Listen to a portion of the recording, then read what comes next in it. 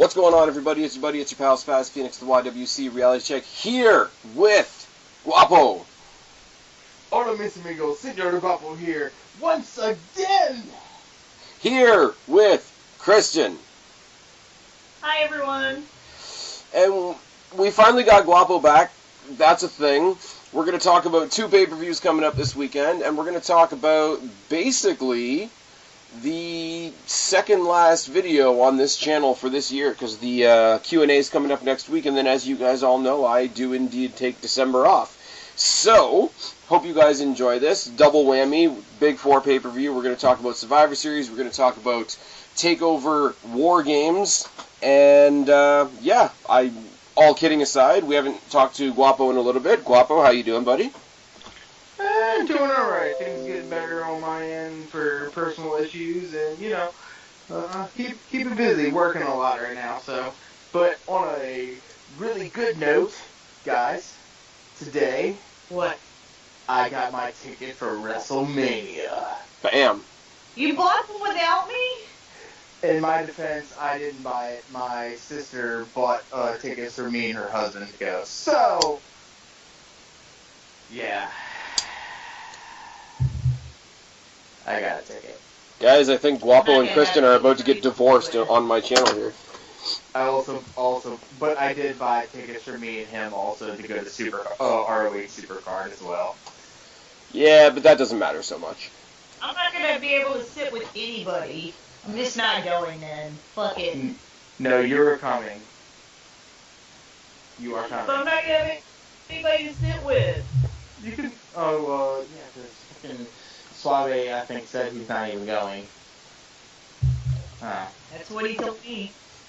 I don't know. Anyways. Okay, we'll get you guys some couples counseling afterwards. Are you excited about Survivor Series and WarGames? Yay! I sense sarcasm. I'm actually super excited about. Okay, I'm more excited about this weekend than I have been about several WWE pay-per-view weekends before this one. Can we agree on that? Yes, but yes. I know for a person, I can say I'm actually more excited about Survivor Series than I am about NXT. Wow. Only because I haven't watched NXT in like 2 months. Okay, so from a, you're not up to date perspective. Correct. I'm not up to date and... Not on what do you call it? Who's going to put on a better show perspective. Correct. So, let's just say the pick-ems for WarGames is going to be really interesting because I have no idea what the fuck's going on. So I'm the only one that knows what's going on. I'm the only one that knows what's going on. This is going to go well. Okay, before we talk about the actual card of TakeOver WarGames, there's 2 things I want to talk about before this. One is kind of cool, and I kind of wish was happening on the show.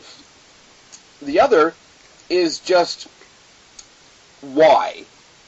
First one, and Kristen and I were talking about this off-air as we were waiting for Guapo to join us. It was announced on NXT tonight that next week on NXT, so the NXT episode that they taped before TakeOver, we had a open challenge from Pete Dunne. He wanted to defend the UK Championship, and it's been answered by Johnny Gargano. So next week on NXT, we're getting Johnny Gargano versus Pete Dunne for the UK Championship. Now, Johnny Gargano is not in the UK division, so I don't see him going over in the match. But this could totally be a match on the pay-per-view card. Okay. And I don't know why it's not. Early predictions Do we have a pre-show? No, I don't. The takeovers usually don't have any matches on the pre-show. No, I meant on Survivor Series. For Survivor Series, the pre-show is the Cruiserweight title match. Oh, okay. Yeah, which kind of makes sense because it's the only match that's not Raw versus SmackDown. So to keep that gimmick alive, they took the only match that wasn't. They put it on the kickoff. Plus, I don't think anybody really cares. But also, apparently, at TakeOver WarGames, we're going to see the return of Shawn Michaels. We have Shawn Michaels versus Johnny Gargano. Kind of. Because they're coming to TakeOver WarGames to have an ab contest. And I don't know why. What? They did this thing on, like, Instagram video a couple weeks ago. Shawn Michaels is going to be at WarGames, and he wants to compare abs with Johnny Gargano. And apparently this is an actual thing that's happening on the TakeOver show. Okay. I don't care. I don't care. I'm going to give it a pass just because they're in Texas and it's Shawn Michaels and it's Shawn Michaels doing weird shit and like interacting with one of the young talents. That's about all I can give it. Johnny Gargano is fucking amazing. Should have a match on the card. Doesn't have a match on the card. And I'm not including this in the pick'em, obviously, but it's just very strange. I'm going to get the two matches that I don't really care about. Or sorry, the one match that I don't care about and the one match that I'm actively against out of the way first. We have Cassius Ohno versus Lars Sullivan for reasons. Because they needed 5 matches. Like, Cassius Ohno tonight on NXT came out to confront Lars Sullivan because he was like beating the fuck out of his like random victim opponent for the evening, and Cassius Ohno was basically out there in his pajamas. Like, he had like track pants tucked into his wrestling boots and shit, and he looked a mess, and Lars Sullivan is just gonna crush him, and yeah, I got Lars Sullivan at 1. I picked Cassius Ohno for the same reason that this match is happening. 4 reasons. At 2. Lars Sullivan at 1. Because... ditto. Because Lars. Okay, now, for the one that I can't say that I don't give a shit about because I actually hate that it's happening. Velveteen Dream versus Aleister Black. Why do we not have a better opponent for Aleister Black? Why do I care about Velveteen Dream? Anybody? For reasons. Why? For reasons? Because the WWE tells you to like them. Okay, I will say there's a goofball in New York that compares Velveteen Dream to Macho Man Randy Savage. Huh? Was that person dropped on their head? Yeah, a lot. I mean, I will say, like, I saw friggin' Velveteen Dream take on Bobby Roode when I was at the NXT house show, and the match was good, don't get me wrong, but the gimmick sucks. It's so obviously, like, gold dust for 2017, mixed with, I don't know, some Prince or some shit, and I don't care, like, a whole bunch, and there's no reason for me to care. And I'm sorry, like, I'm such a big fan of Aleister Black. Aleister Black should be doing something. I wouldn't care. Like I say, we should have Johnny Gargano on the show as well. I would say Aleister Black versus Johnny Gargano, just for the fuck of it. It would be a good match. Aleister Black would win. We'd play up the Gargano, like, you know, underdog thing and whatever. But You just want Johnny Gargano to come back. I do. He is back. In Like, he's capacity. You're like, fuck it, I don't care. Put him in this match. I just want him back. But legitimately, name a match that Johnny Gargano could be in and not make it better. Well, yeah, that's like, you know. He's NXT's Daniel Bryan. I'm just putting that out there. Or Shawn Michaels. Hence why they're having this stupid fucking ab off. Like... ab off. Oh, Jesus fucking Christ. I've got Black at 2 because he better win, because I don't want to curse out NXT, but fuck them if they have him job to Velveteen Dream. Kristen? I have Aleister Black winning, but I have it at 1. I have Aleister Black at 4. Nice. Has he? I don't know. I'm asking you guys that haven't been watching NXT for a little while. He has. Has he lost? Yes, he has lost the match already. To who? That I do know. I can't remember exactly who, but I'm pretty certain he has lost the match. Okay. Unless he was cost a match by Velveteen Dream with all this distraction bullshit they've been doing. Anyways, so now we get into the 3 matches of the card that people actually give a flying fuck about. Fatal 4-Way for the vacant NXT Women's Championship. Winner of the Mae Young Classic, Kairi Sane versus Ember Moon versus Peyton Royce versus my personal favorite, who's not going to win, Nikki Cross. Does anybody think Ember Moon is not going to win? Yes. There's 2 that have a chance, and there's 2 that have no chance, and that's sad. I can honestly say that I think it's. I feel like it is, but also I feel like they're gonna try to capitalize with this women's tournament. So I gotta say Kairi Sane's gonna win it because it's Kairi Sane, and that's what I'm thinking. Kairi Sane pinning Peyton Royce, number 2. I have Ember Moon winning at 5. Like I don't see any reason why she wouldn't. I wouldn't mind her winning, Ember Moon. There would be no wow factor in it for me. There'd be no excitement in it for me because she's felt like the inevitable for like a year and a bit now. Like, Asuka carried the division like forever. And it was always that, well, nobody's going to beat Asuka, but if somebody does, it's going to be Ember Moon. Nobody's going to beat Asuka. Nobody could possibly topple the undefeated Asuka. But if somebody does, it's going to be Ember Moon. Like, it felt like, even when she was injured, even when she was out, which happened, like, twice, it felt like that, like, you know, there can be a lot of contenders, but there's only, like, one real contender. Like, it feels like that spot was reserved for her for a long time. So I'm sick of the idea of her being champion before she's even been champion. Which is unfortunate, because she is amazing, and I do like the character, but I want something that's going to surprise me. I'm not going to be surprised. I've got Kairi Sane winning at 4. But, I mean, Peyton Royce isn't going to get it, because Peyton Royce and Billie Kay right now are great at, like, pissing off whoever they're trying to put over, and being, like, the Dolph Ziggler or Tyler Breeze role, like, whoever they're pushing at the moment, they face Peyton Royce and Billie Kay, because they get good matches out of them.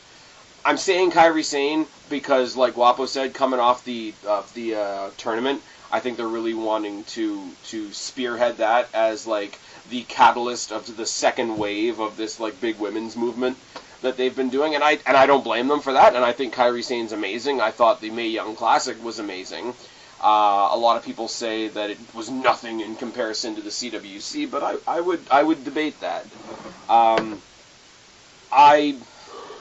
I won't be surprised if Ember wins. I'm picking Kairi Sane. I wish it was Nikki Cross, and Peyton Royce is just there. I think it has the potential to be one of the best matches of the weekend. I will say that much.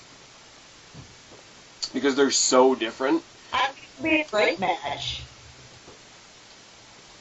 Like, I love everything about it. Like, Kairi Sane is athletic as fuck. She is, and, you know, there is a bit of a stereotyping. It's like, okay, they got rid of Asuka, so they brought in another Asian chick, which I think is terrible, and the people that say that should go to hell.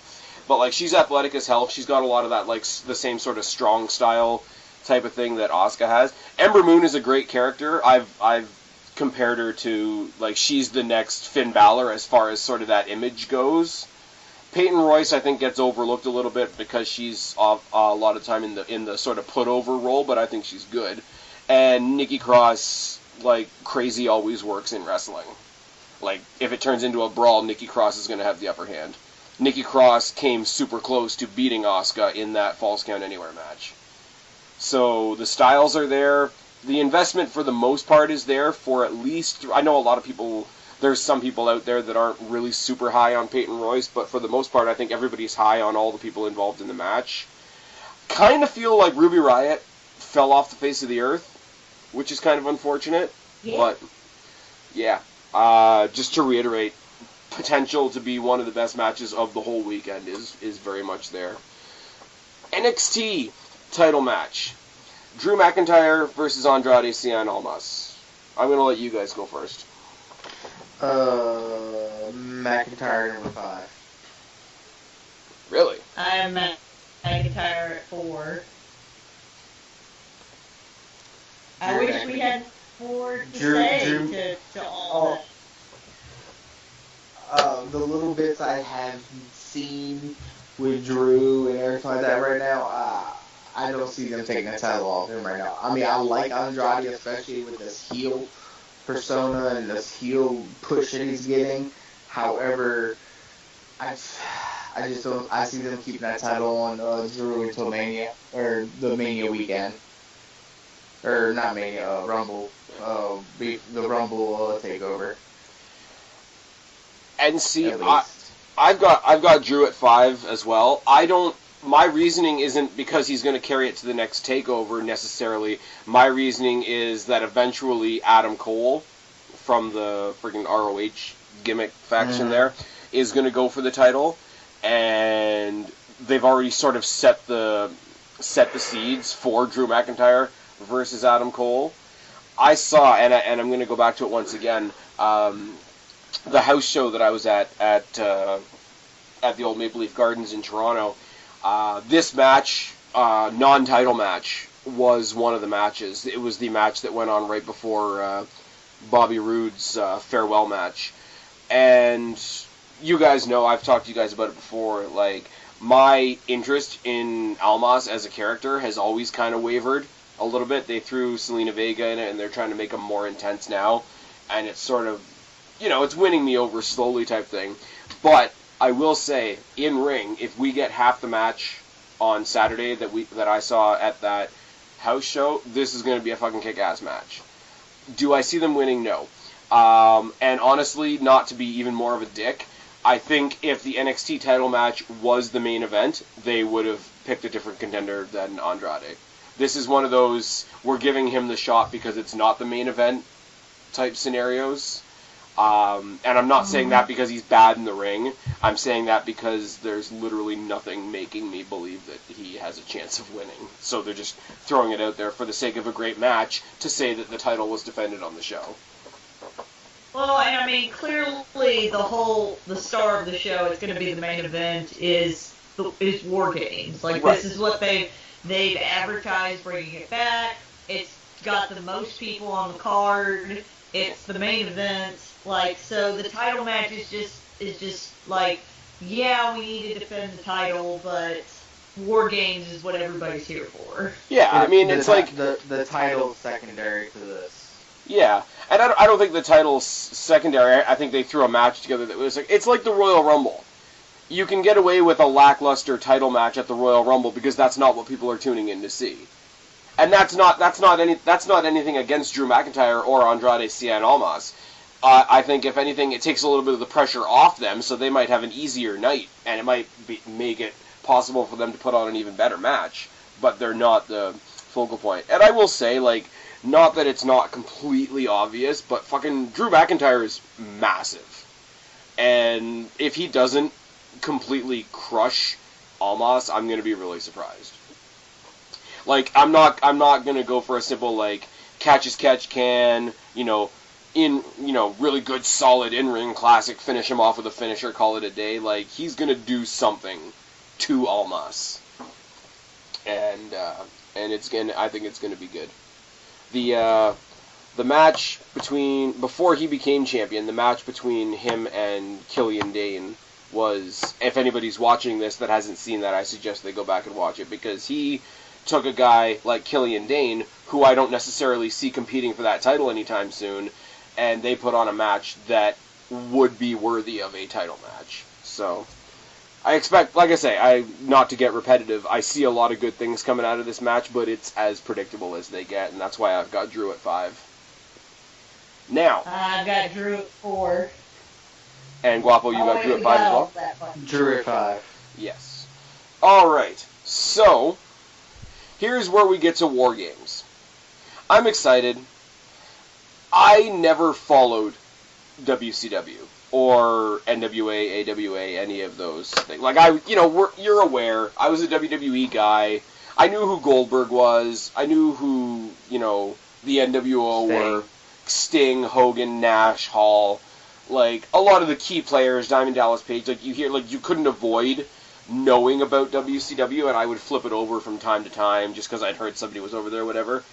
I even have an old VHS of Fall Brawl kicking around in my closet somewhere, and I think I watched, like, one of them once, and it's just like, you know, being a WWE guy, I was like, well, let's just see what those goofballs do and what they call a cage match, and it's not a bad concept. Okay, so explain to me somebody who came in way past the WCW, WWE versus era. What is WarGames? I'm going to actually look up what they call the actual rules of WarGames. Give me 1 second. Guapo Probably should have pulled this up pre-show. Yeah, probably, but, you know. Okay, here Guapo, we go. you're a WCW guy. Yes. You remember WarGames? I remember watching it once, I think. I mean, it's a gimmick match. Yeah. But all I remember about WarGames is the one I watched. I watched the first one. I think it was a Starrcade. 88, I want to say it was. Yeah. It was another Dusty Rhodes concept. Yes. All I remember is it was two rings inside of a massive cage, and I remember Dusty Rhodes getting colored like within like the first 5 minutes. Yeah. Yes, Guapo, definitely you watch the Taz show. Anyways, I will say, and it's no secret by now, Guapo and I are big fans of the Taz show, and we're basically going to a lot of what he said in his show over the past couple of days. But the one thing they brought up, and the one thing that I kind of forgot, that was that, yeah, it's a cage match, and, you know, we see cage matches today, and even Hell in the Cell with the roof on it. The Fall Brawl cage, because it was created at a time where they didn't have very many high flyers, the roof on the WarGames cage is super low. Like, it's super low to the ground. Like, if you stood on the top turnbuckle, I think you'd be touching the roof of the cage. So I wonder if they're going to be true to that. I think it's gonna be more like Hell in a Cell type size. Yeah. But I don't know, man, because to build something the size of... Because you think about the space that's around a Hell in the Cell when they do that, and you're doing it around 2 rings that are 20 by 20. So that's going to be like 45 feet long. It's gonna be like a mix. It's gonna be like if the Hell in a Cell and the Punjabi prison had a baby. Oh my God! Why would you do that? Okay. Okay, I've got the matches here, or I've got the match rules as WWE has laid them out. So I'm going to read these out as bullet points. I'm going to read these out as bullet points, and then we'll try to make our way through it. The rules of the match. This is coming straight from WWE.com, guys. No word of a lie. The three-member teams of Sanity, Eric Young, Alexander Wolf, and Killian Dane, the Undisputed Era, Adam Cole, Bobby Fish, and Kyle O'Reilly, and the Authors of Pain, Akam, Razor, and Roderick Strong, will wage war inside a massive steel cage that surrounds 2, in big capital letters, rings. All 3 teams will be contained inside separate shark cages in the entranceway, with a member from each team, as chosen by that team, starting the match. After 5 minutes, the remaining members from every given team will be released from a shark cage and allowed to enter the match one by one. When another 3-minute period elapses, a remaining member from another team will be released, and so on. Following another 3-minute period, the final team's member will be released from their shark cage and enter the match. Once all 3 teams have fully entered the WarGames match, victory will be attained by a single pinfall or submission. That sounds insane. So basically what it sounds like is the way we get entrance into something like the Elimination Chamber. It sounds like all 3 teams are going to be in a small cage at the top of the ramp, and like every time there's a new time period, another team gets another member, another team gets another member, another team gets another member. So you're going to start with 2, you're eventually going to have 9, and once there's 9 guys in the ring, then it's a fucking brawl until somebody gets a pin or a submission on somebody. It's going to be a pin. I don't see anybody holding on to a submission move long enough to get a submission in this match. Question, what is the point of having 2 rings? That's just what it is. Because it's fucking awesome. That's just what it is. Okay, I thought there was a significance to that, but okay. I don't know. The only thing I've seen... Order the equipment to alter that. The only thing I've seen more bizarre than this, and I've only seen photos of it, so somebody in my comment section below, if you know what I'm talking about, please fill me in further. There was one time in WCW, there was a 90-person 3-ring battle royal, where once each ring got down to 10 people in it each, all 30 of those people went to one ring to have a separate battle royal to declare a winner. That is the only thing that I've heard of that sounds a little more crazy and a little more, like I say, pile of people-ish than this. This sounds like a clusterfuck, but it's going to be a clusterfuck that's new to most WWE fans. It's new to me. It will be an organized clusterfuck. Yeah, I don't think WWE is going to put up 3 rings. It's like if the Royal Rumble had less people in it. It's like the Royal Rumble and Elimination Chamber had a weird baby and there's 2 rings involved. Yes. If you've ever played any of the WWE video games that have come out in the past couple of years, when they have Elimination Chamber, you do have the option of an Elimination Chamber match that's a 3-person team versus a 3-person team. It's just totally randomized when members of each team come out of the chambers. It's kind of like that. Which is cool, because when Eric Bischoff first introduced the Elimination Chamber concept to WWE, he said it was partially inspired by WarGames. So you can see the similarities there. I don't know how to... Confused by WarGames. I would be less confused by WarGames if there wasn't 2 rings. It really bothers you, doesn't it? It does, because what is the point of that? I know somebody like an Eric Young is gonna go run across one ring and do a suicide dive like into the second ring or some shit like that. Like they're gonna do spots like that. I don't know what the reasoning was back in the day, and I won't even pretend that I do. But now, with the athleticism of the guys that they have now, no offense to, the stars of the past and whatever, you could do some pretty interesting things with something as simple as a change in scenery like that. Are the rings touching each other long ways or by corners? No, they're flat on flat. It'll be a rectangle. Okay. Yeah. Alright, well, whatever.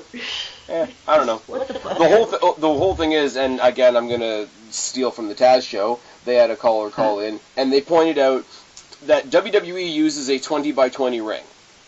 Any company that has ever put on a WarGames were companies that used the 18x18 rings. So this will literally be the biggest WarGames match ever, structurally. So that's another thing that you can either play a big part or won't matter at all, depending on your point of view. It's gonna look huge. Like we're used to enough. No. It's gonna be huge. It's gonna be what? It's gonna be huge. It's gonna be huge. I don't know what the fuck you're saying. Huge. I thought you were gonna do a Trump reference and you didn't go there. It's gonna be fantastic. It's gonna be huge. It's gonna be fantastic. Like, huge. It's gonna be greater than you've ever seen before. Everybody's getting a haircut. It's gonna be the greatest ring. We have the greatest games. She doesn't get it. Oh man. No one cares. No one cares. No, I was doing Trump references. That's why. No, there's a Trump soundbite on the Taz show. And Senator candidate Pat McGroin. And his brother Tug. What is it? Semi-right. Yeah. What's the line? I'm the man that we need. I'm a simple man and the best of what we got. Woo! Woo! Woo! he can't do the woo to save his fucking life. People are listening to this right now being like, what the fuck are these fanboys doing? Okay, Hey, it's not our fault, because I know if I was living in New York, I would have voted for Pat McGraw. Oh my god. The best of what we got. Spaz, would you have voted for Pat McGraw? Because I know I would have voted for Pat McGraw. In Lincoln Park? Yes. Yeah. I will say it made me cringe when friggin' Lumberjack and Taz were trying to sing Linkin Park songs. Like, that made me legit cry a little. That was bad. Anyways, so Kristen... You're thinking when you guys want to come back to the pay-per-view. Yeah, we're talking... I got a question for you, Kristen, because you had questions for us about the structure of the match and whatever, and they're legit because I don't have all the answers. I have a question for you, seeing as you want to talk about the match. Okay. Which of these three teams are the baby faces? The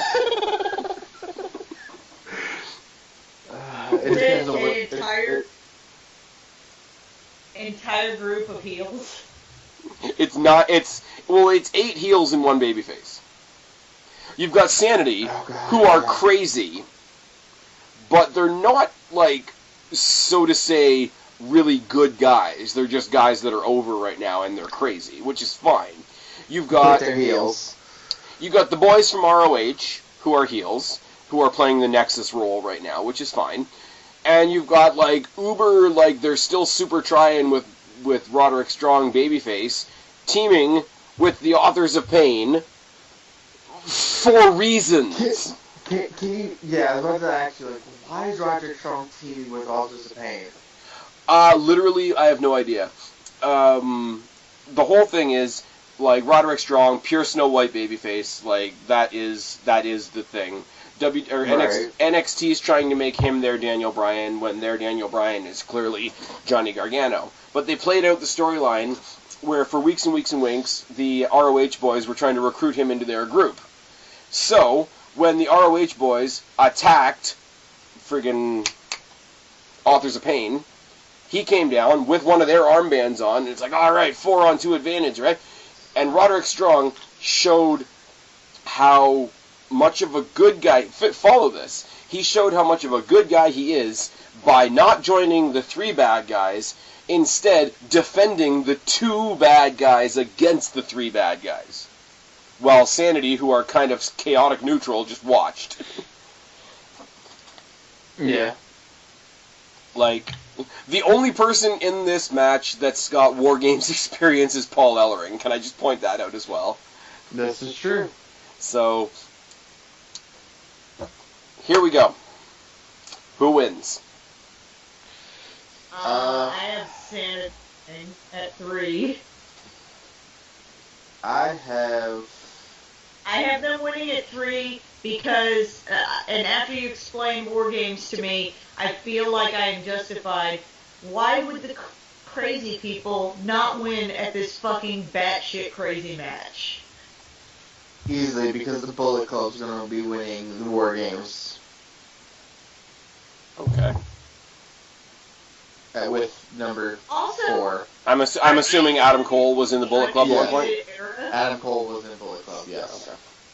Okay. I assume you mean the Undisputed Era, which, if you do, that is a fucking awful name. Just it is. FYI. Why do you think I insist on just calling them the ROH boys? Because Undisputed Era isn't a name for anything.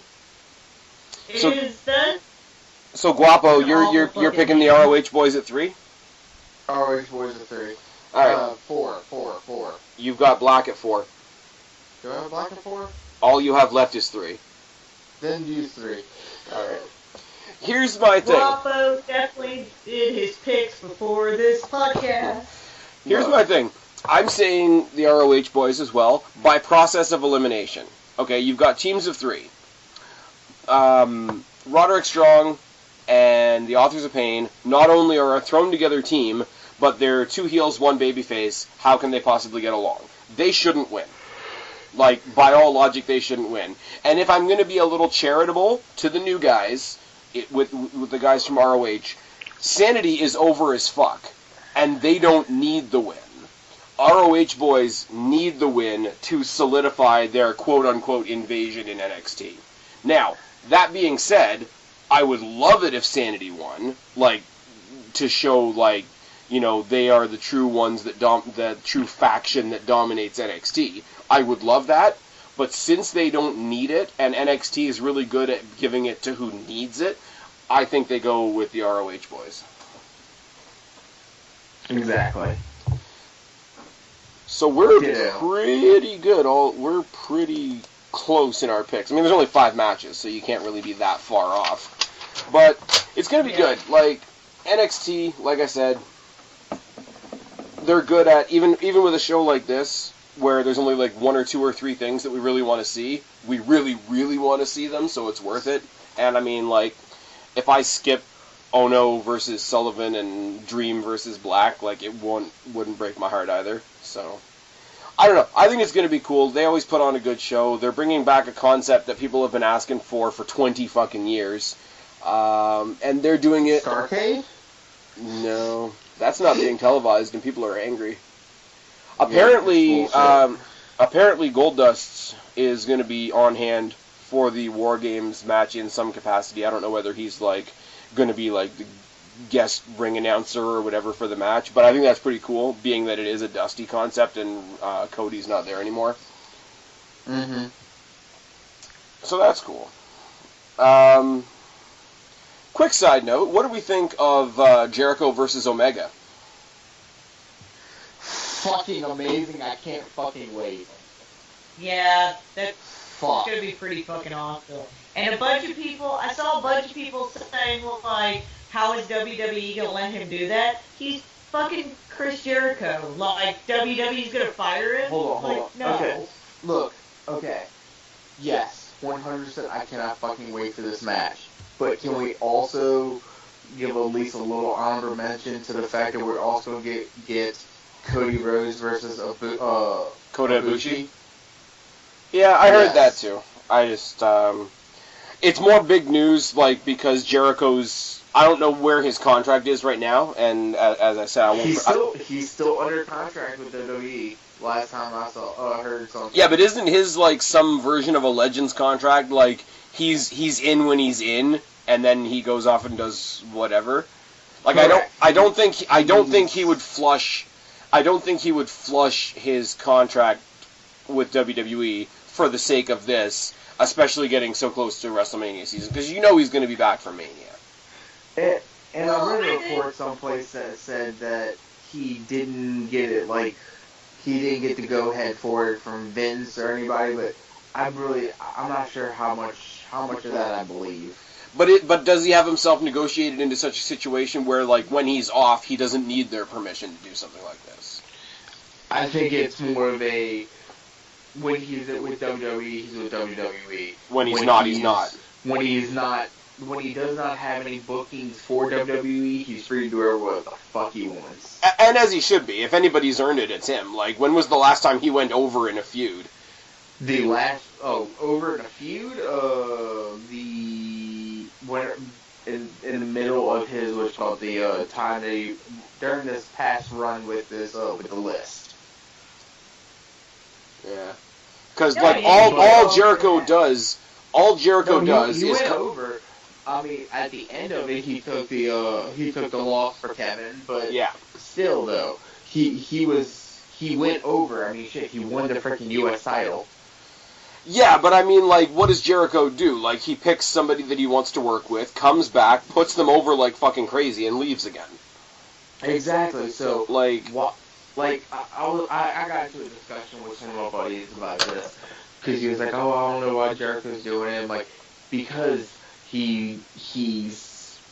You can think of it like this. Either A, he wants to do whatever the fuck he wants to do because his name is Chris Jericho. He can do whatever the fuck he wants to do.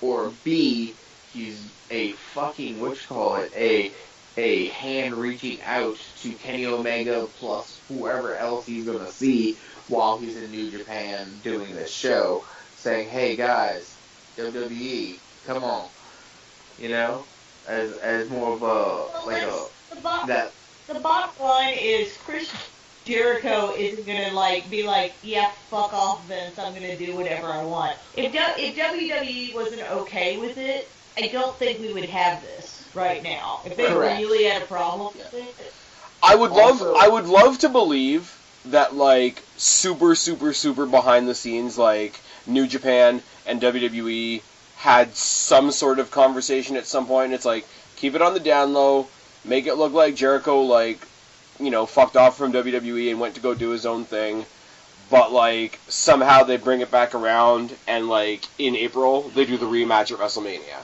as like a one-off.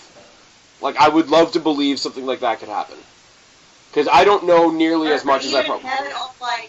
Or even have it like on a takeover or something. Oh yeah, for sure. Well, yeah, like NXT went from being a developmental to being an indie filtration system. Which is not a bad thing. No, it's not. It's a good... NXT has always been a great way to, like, here's this indie guy that all the smart marks know, but our general audience doesn't. And so it's a great way to, like, ease the general audience into who this person is, because other people in the crowd are already excited about this person. And so, you know, it kind of eases them into this new person. And I'm sorry, but, like, the indie fans know who he is, and the casual WWE fans don't have a fucking clue. And if you can stir up a conversation in amongst a WWE, like, just think about the people in the arena, per se, right? And Kenny Omega comes and confronts Jericho on Raw, like, just for an example, right? One half of the audience is like super stoked because they know exactly who it is, and the ones that are like WWE casual, like I just watch whatever's like easily accessible on my TV, being like, you know, who the fuck is this jobber? When did he show up? Like, those two groups of fans will fight, and they will take it to Twitter and they will take it to social media. You know what all that does? That gets WWE trending on Twitter. That gets WWE in more and more headlines, and ultimately, like, even if it is a one-off for Kenny Omega, it does get him, like, ridiculously more attention. And if he goes back to New Japan right after the one-off match, like, it's more publicity for them. Do I know if they necessarily need publicity over there? Probably not. But, like, if two companies that big can rub up against each other, there's no way everybody doesn't win. Yeah. I like to think of it like this, too. It's very well known in the business and with the talent and everybody else that if you do not work for Vince in the WWE, he does not know who the fuck you are. So, or he at least acts like he doesn't. Correct. So because there cease and desist is a thing. Correct. The cease and desist is a thing. However, could this also be a way that Jericho's using it as a way to get Vince's eyes on Kenny and Young Bucks and everybody else in New Japan ROH? You know what? Honestly, man, from Chris Jericho's point of view, I really do bet that it is the chance for him to step out of the safe WWE zone and challenge himself. And you know what? If Jericho's going to do something like that for himself, and not instantly be trying to, like, help this person, help this company, and want to do something for himself because he wants to do it, like to add it to his resume, to his bucket list or whatever, he's earned the right to do something for himself. Like, Agreed. Yeah. we See, this is gonna be the first time that he's competing outside of WWE since 99. 98. 98. But, like, I don't get, like, even if it doesn't help Kenny Omega, even if it doesn't help New Japan, even if it doesn't help WWE or NXT or anybody else, Jericho wants to go check something off his own fucking bucket list, I say more power to him. Because he, like, it's not like he hasn't done enough to help other people already. If you've read, like, Jericho's books and everything, his entire, big constant theme within his, like, his biographies are him wanting to change himself. Every time he comes back from, like, a long hiatus from WWE, he kind of starts off as, like, Y2J or whatever sort of the last character he had, like, for the first one or two shows, and then immediately is something different. This last time, we had, Jericho and his friendship with Kevin Owens in the list. Drink it in, man! Times before that, you had Sparkly Jacket Chris Jericho. Times before that, you had the suit and him calling everybody morons, idiots and morons, and using big words. The time before that, he was going to save us. He's always trying to do something. And when he first got there, he was trying to pull off more of like the rock star appeal and everything. Yeah, I get what you're saying. And like I only saw like, cause you can't avoid it. Like if you're talking to people on Facebook and Twitter, whatever, you can't avoid seeing videos and whatnot. And we're what's his name? Little Mega Man there is cutting his promo in the ring, and he's like, "Oh, I've got nobody left to face me," da da da da da, with his own little knockoff U.S. title belt there. And he gets up, and all of a sudden you hear the Jericho music and the countdown, and him cutting his promo from the back.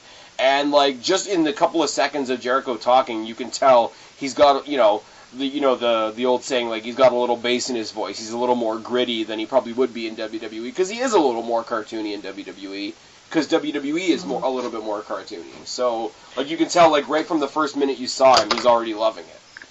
And I've always said, like, I think Kristen and I have said it quite a bit, like, when you can tell the wrestlers are having a good time, it's always better. Yes. Usos. I'm sure you noticed also his music that was playing behind his vignette was his song Judas. Yeah. Well, that's the thing, too. Like, you think friggin' WWE's going to let him change up his music at this point? Like, I don't think they will. I think they want him to stick with the Jericho music. I'm sure if he's going and doing his own thing for New Japan, I wouldn't be surprised if he played himself out to the ring. Because that would be like a bit, like, because I guess they're trying to play him off like the intruding jackass, like calling out Kenny Omega. If you want to go out there like a jackass, go out on stage with a microphone, sing your own fucking song, sing yourself to the ring. I think that would be fucking awesome. Shall we talk about Survivor Series? Yeah, sure. I know there's a couple of Jericho fans in here, and I thought, I couldn't let it totally go by. Some Jericho. I just think it's so great for Jericho to constantly be working with these young up-and-comers. I think it's a really good charity for him. Don't forget to book your spot on Jericho Roxy Tour. Oh my God! Okay, can we talk about how the feminists are attacking Jericho because he spoke about all the hot women that are going to be on his cruise? What? Yeah, he's like. I hear about this. Like they screenshotted his post, and it's like, come to the Jericho cruise. It's going to be like more than 50% women between 18 and 35, and then you just put like hashtag bikinis or some shit like that, like some like typical Jericho shit. Stupid funny thing. Yeah. And I think you put like, there's gonna be hotties, baby, or some shit like some stupid like Jericho promo-ish shit, and it just got so hopped on. And so exaggerated, and I laughed so much. That's so lame. If that cruise did not cost like an arm and a fucking leg, I would be like, yes. Wrestling on a boat, yo. Exactly. Hey, Jim Ross and Jerry Lawler are going to be there. Commentating. Jim Ross, Jerry Lawler, Raven. Cody Rhodes is supposedly like the captain and master of ceremonies. Yes, Young Bucks are going to be there. Oh, sorry, I should say Cody. Yeah, just Cody. Yeah. No, it's Cody. It's Cody and Brandy Rhodes. It's and I heard they had to hyphenate his name. His name is now officially Cody Cease Desist. No, it's Cody Fuck the Revival. And that's. Yeah, No. I'm sorry. That was the whole cease and desist. They changed it. It's now FTRR. What's the second R? You get it? That's it. That's the beauty of it. It's FTRR. You get it? Yeah? No. I'm good. You don't watch Being the Elite. Never mind. No, I don't. Alright. It's time. I'm sorry, I don't watch indie schmucks. Anyways. It's time for WWE presents Bragging rights! Super Slam. Bragging Oh, rights. I'm sorry. Survivor Series. Yeah. That was uncomfortable. So, anyways, once again, Kristen and I spoke about this a little bit while we were waiting for Guapo to join the party. Guapo, what's your thoughts on Survivor Series basically becoming bragging rights? You know what? I had not played a SmackDown vs. Raw video game in quite some time. That was lame. Last SmackDown vs. Raw video game was on the Wii. I played on the Wii. I still have, like, I think 3 of the copies of it. I think I want to say I had 2004, 2005, 2006 for my PlayStation 2. Yeah. On that note... And they don't hold up, just so you know. Alright, starting and off... also, on a side note, the last Raw vs. SmackDown was the last WWE game that you could make men fight women. Yeah, hey! Do we want to talk about that as a topic or no? Making a female character of myself, and she was tag team champions with probably Jericho. I'm not sure. I don't remember. Nice. But I think she held all the titles at one point. So do we want to talk about Becky Lynch versus James Ellsworth? No, we can move along from that. That dude is gone. He is fucking... He's... Bye, it's American Pie. He's gone, but apparently... But the lady was dry. Hey, goodbye. He's gone, and that's fine. But apparently, they're going to be trying this shit every now and then more often again, which I'm totally down with. If they can get it done. Intergender? Yeah.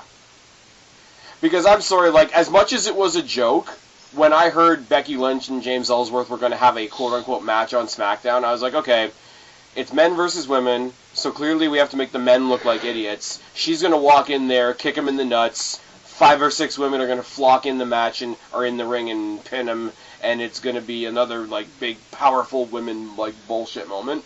They gave us more of a match on SmackDown between the two of them than I thought they would.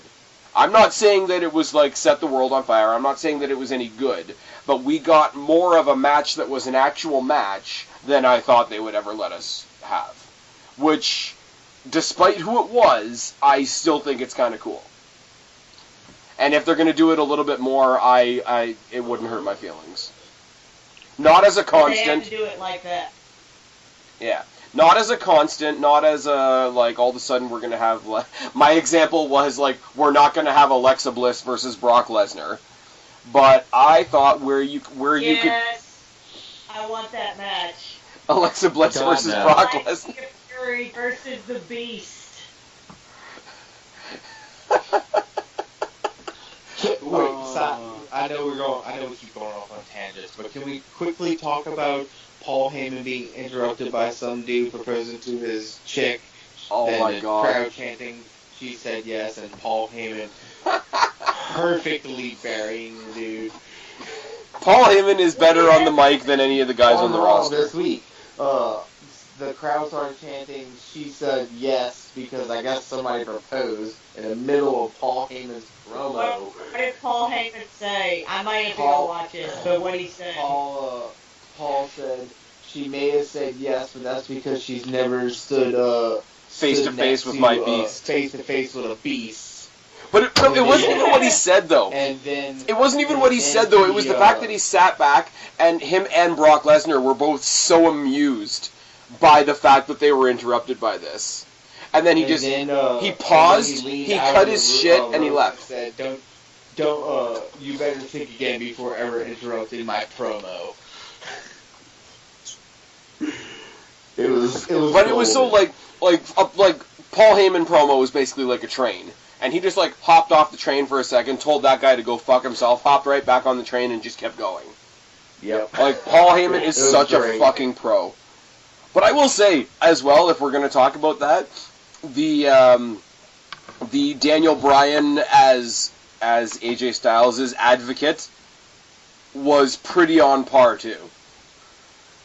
I liked it. I thought it was really good. And, I mean, Daniel Bryan ain't having a match anytime soon, so we'll take what we can get from him at the moment. I had so many people who were like, clearly Daniel Bryan's going to be the last member of Team SmackDown. Oh, Jesus Christ. Did anybody in this group actually think that was a thing? No. Or am I like the only crazy person? No. Okay, No. just making sure. And I'm sorry. Okay, and if we're gonna go there for a second, I'm sorry. I got to talk to some people. All right. I never liked you people. Yeah, exactly. But you guys know me. When Daniel Bryan was wrestling, I was always sick of him. He was John Cena more than John Cena. He was put down our throats as the underdog, even when he was the fucking champion. But looking back on it, I can look back, see that he was fantastic in the ring. I've got respect for the guy. He's not wrestling anymore. He's in this other role. He just had a kid, whatever. I have a shit ton of respect for the guy. And yes, if he was able to wrestle again, I would love to see him wrestle again. I would love to see him go up against somebody like a Kurt Angle or something like that. All these dream matches that we want to talk about. But you can't say WWE is wrong for not letting him wrestle. Like, for whatever it's worth. The guy has brain lesions.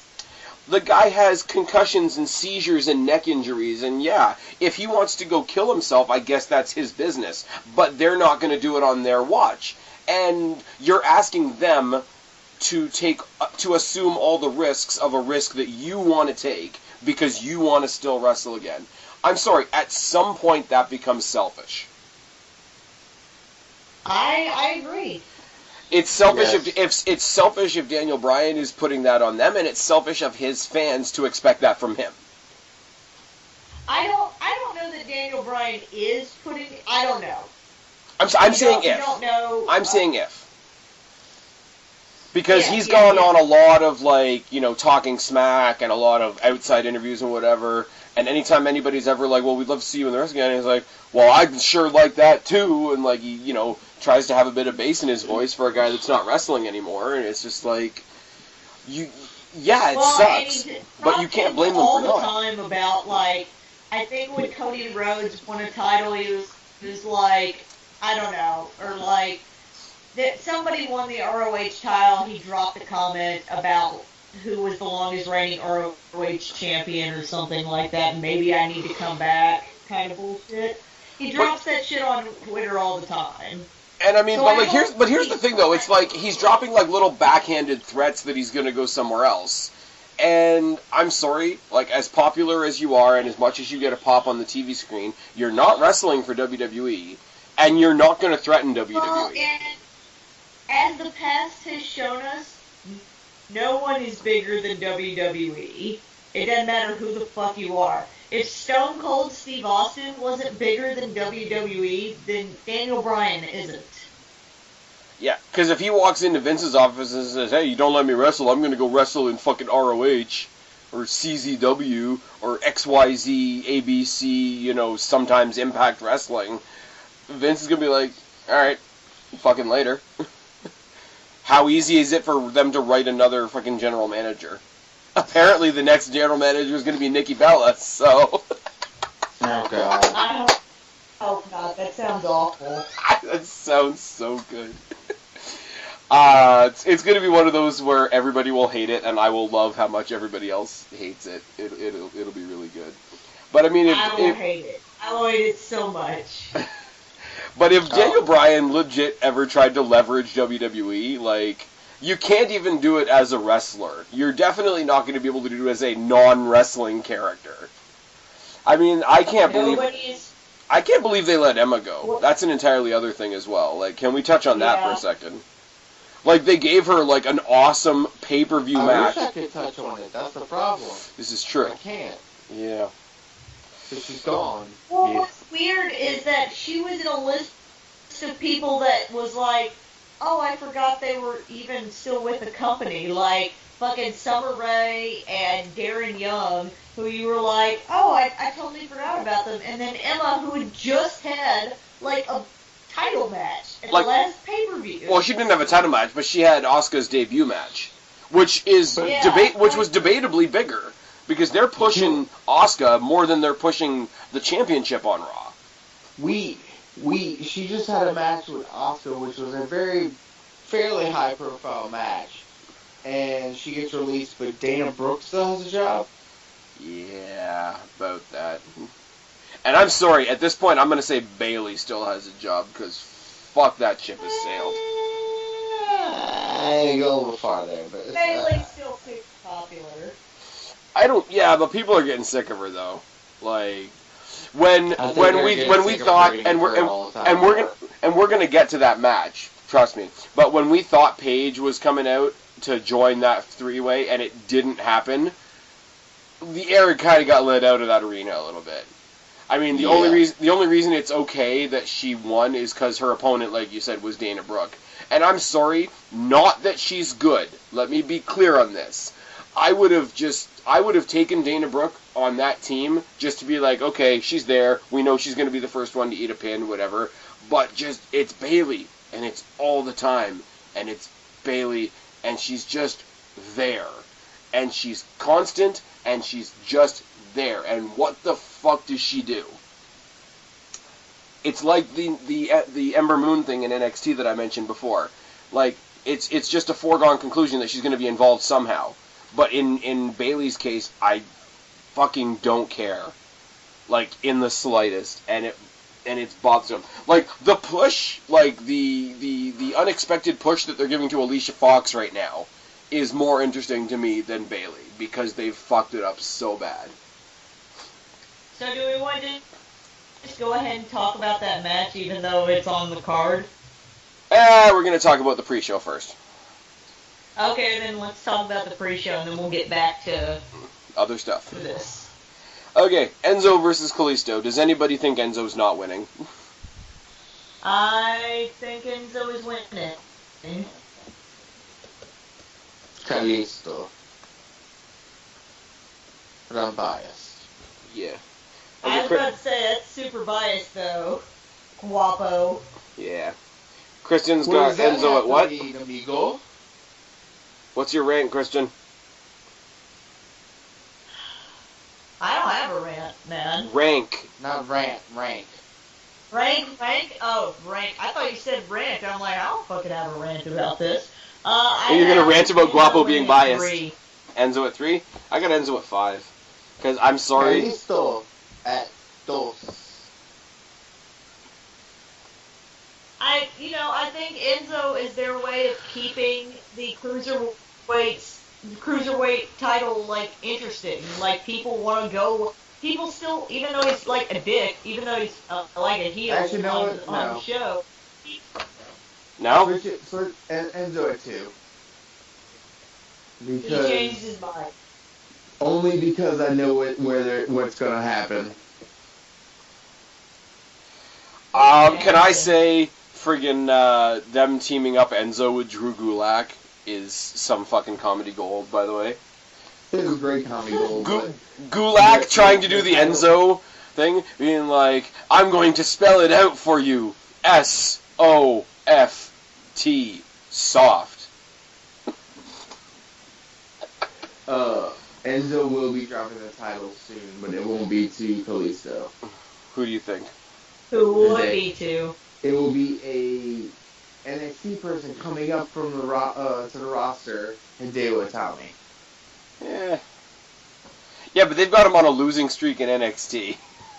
Exactly, so he's going to come up and win the Cruiserweight title.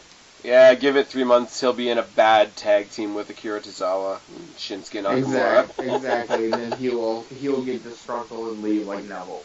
Yeah. I don't like... We'll hate the world again. And again, it's another one of those I hate to say it. Hideo Itami, he had this great run in NXT, and then he tagged with Finn Balor, he brought Finn Balor up, and then got, like, hurt. and he's never been able to get back. Meanwhile, Finn Balor was like friggin' Universal Champion for a hot second there. Yep, for a hot second. He will be again, I think so. Oh. After they get it off of Brock at some point. Yeah.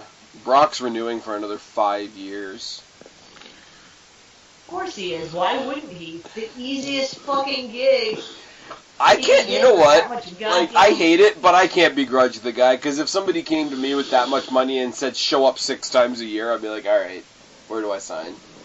Yeah, exactly. And you can't be pissed at him for that. Like, no. That's just a deal you can't pass up. You're like, fuck it, I only have to work 6 nights? Fuck yes. And I don't even have to talk? Exactly. And I have somebody that talks for me? I don't need to have charisma because and only have to work like maybe 20 minutes. Well, or less than 1 minute in some senses. Well, no, I say 20 minutes because that's including entrances. Oh.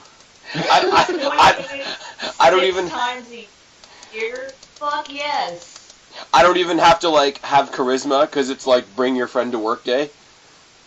And I get this shiny belt. Fuck yes.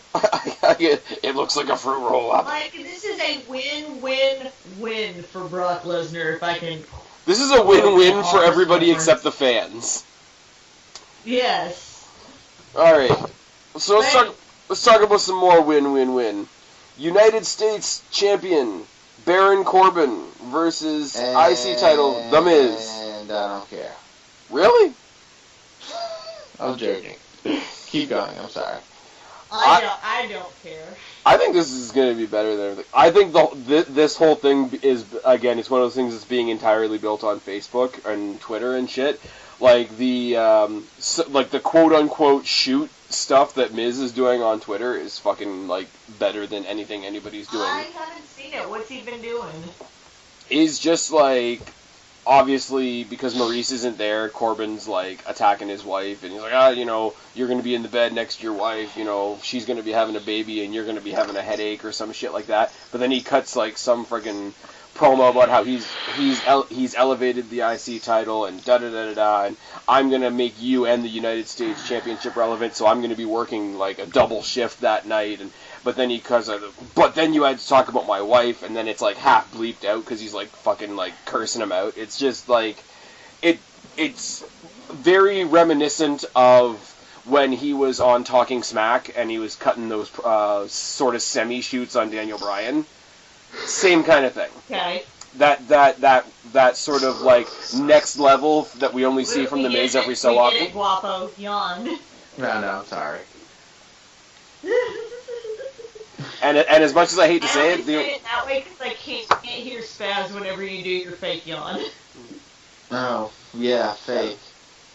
I don't know. And as much as I hate to say it, the only other person that like we've seen it from, other than him cutting the promos on Daniel Bryan, was the promos between him and John Cena before the mixed tag at WrestleMania. The mixed tag was kind of retarded, and it only led to the friggin' John Cena proposal, but the promos that Miz and Cena cut on each other before that match were actually fucking good.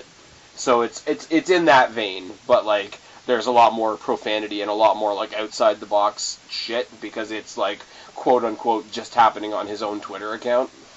I don't know. It's interesting. Like you can only do so much with a lot of these matches because they are on 2 separate shows. So like one person goes out on Raw, shouts a bunch of insults. The other person comes out on SmackDown and shouts a bunch of insults back. You got the Singh brothers making fun of Paul Heyman, and, like, there's not a whole lot of, like, actual interaction, yeah, so... look how much good that did. Yeah. I don't know. I like it. I think it's going to be good, and, you might be surprised, because Miz is my boy, but I got Corbin at 4. I have Corbin at 2. I have Miz at 4. Right. Corbin needs to win. Yeah, and I mean, it doesn't hurt the Miz at this point. Like, yeah. We're sort of coming around to the time where, as you said, like, once Brock Lesnar is out of the title picture, people are starting to say that they wouldn't mind Miz having one more run in the main event scene. Like, they're not pushing for it, but they're sort of cracking that door open to, like, okay, it might not be the worst thing in the world. So, don't think you can really touch The Miz right now. And I mean, like, within the company, you definitely can't touch The Miz. No, The Miz has the same work ethic that John Cena has, Yeah. which is he's like, first one in, last one out, does all the shows, goes and does the charity events. Does all the shitty movies. Yes, does everything that they're like, hey, do you mind going and promoting the company by doing this? He's like, absolutely. And never mind that, too, but, like, because he's a heel, like, we're going to send you out, and you're going to be a smartass, and this is the guy that's going to come out and embarrass you tonight. And he not only does it, he does it like a fucking champ.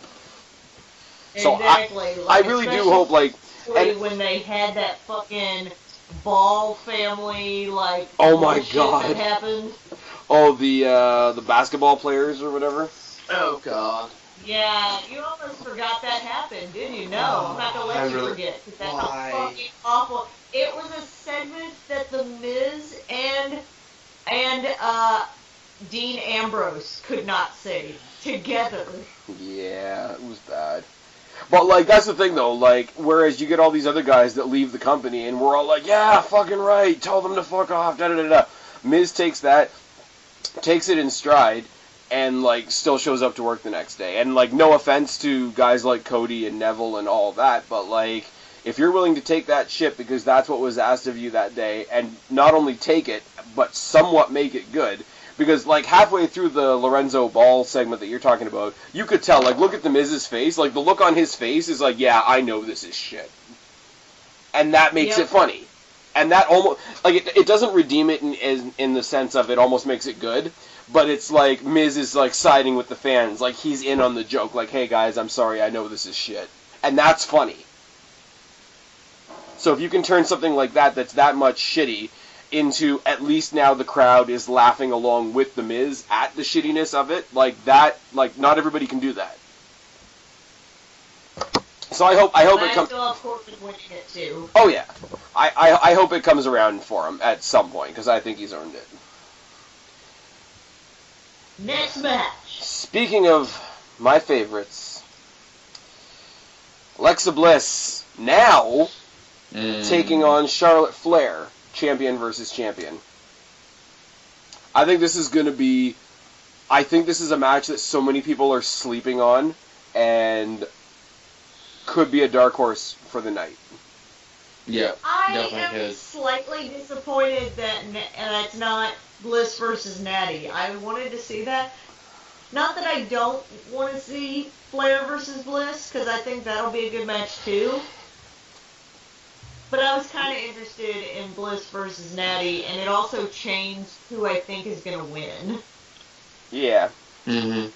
I think, like I was giving it to Alexa Bliss, but now that we have the golden calf, which is Charlotte Flair, like, I just don't think Bliss has any chance now.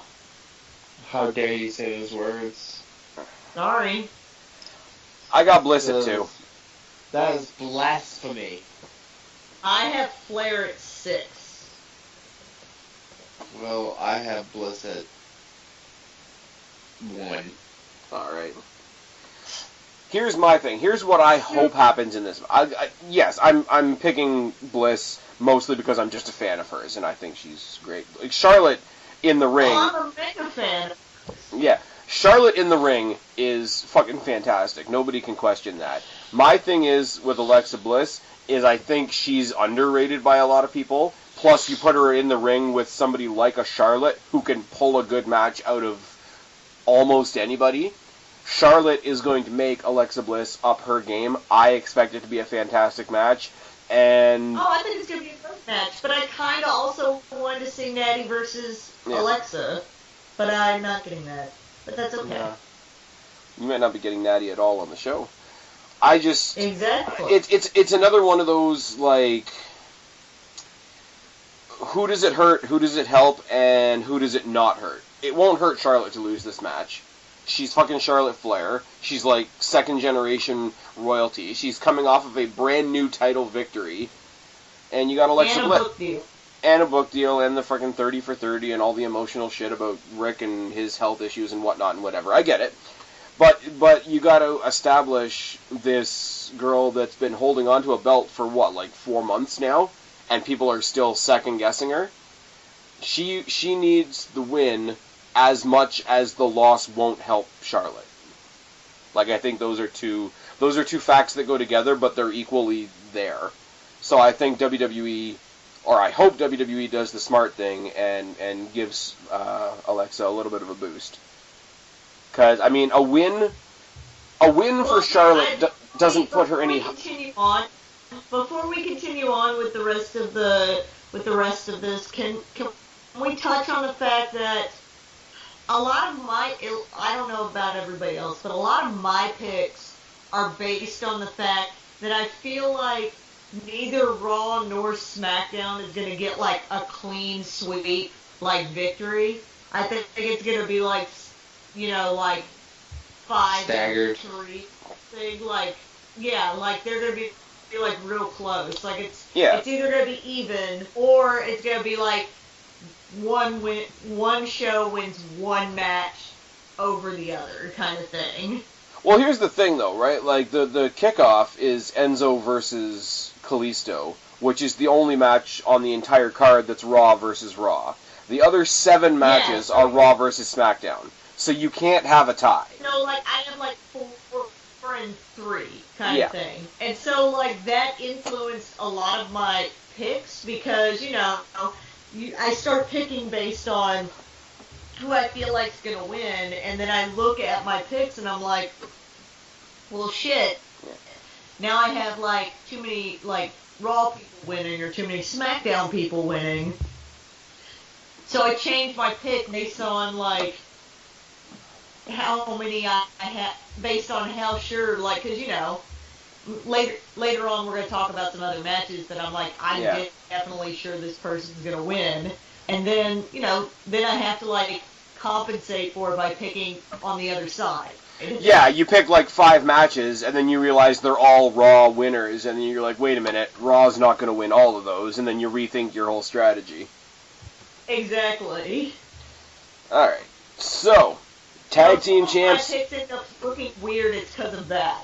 Tag Team Champs versus Tag Team Champs. Now, we already talked about how we changed the Women's Champion last minute. We're going to talk about how Raw changed their Tag Team Champs 2 weeks ago. Want to ask you guys a question, because I already have my opinion on this.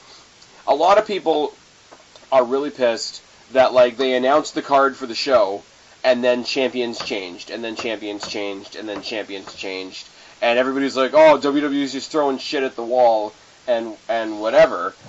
But my take on it is what WWE announced was that the WWE champion would fight the Universal Champion. What they announced was the U.S. title was going to face the Intercontinental title. What they announced was the tag champs were going to fight the tag champs. The women's champs were going to fight the women's champs.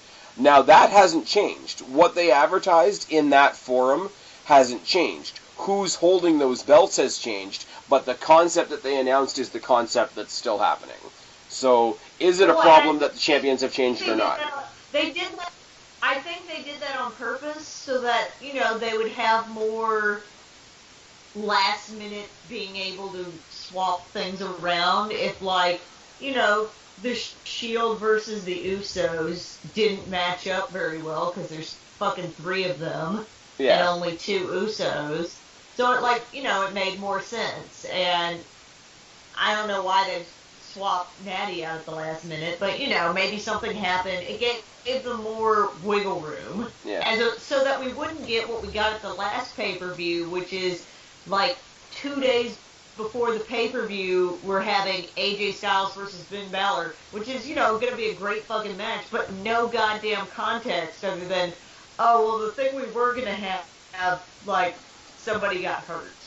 Yeah, and I mean, I want to think that these ones were planned out a little more. What happened at the last pay-per-view, like, that was completely out of their hands. Like, I can't shit on WWE for that. And the way they turned the corner around in 2 days wasn't too shabby. Like, the Kurt Angle substitute in the Shield match was weird, but, like, that whole match was weird. And that whole match was a fucking disaster.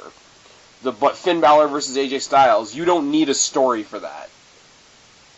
I disagree. I think because everybody wanted AJ Styles versus Finn Balor since they both ended up in the company. I especially wanted a reason to see like this match.